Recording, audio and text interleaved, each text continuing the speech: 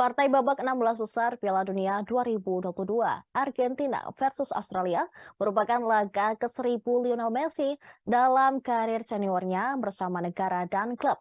Bahkan dalam laga tersebut, Messi mencetak gol membuka jalan kemenangan untuk timnas Argentina. Berkat gol tersebut, Messi mencetak beberapa rekor.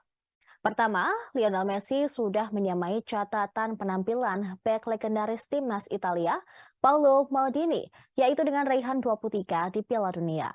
Bersama Maldini, Messi menjadi pemain dengan jumlah penampilan terbanyak ketiga di Piala Dunia, yaitu di belakang Miroslav Klose dengan raihan 24 dan juga Lothar Matthäus dengan raihan 25 laga. Kedua, ini adalah gol perdana Messi di fase gugur Piala Dunia.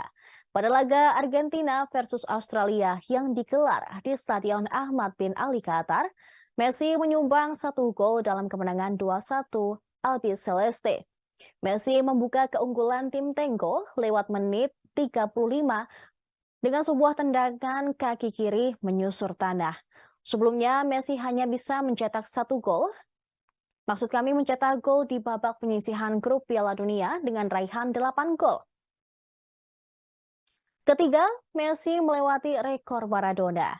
Ditambah gol ke gawang Australia, Messi kini sudah mengoleksi 9 gol bersama Argentina di pentas Piala Dunia.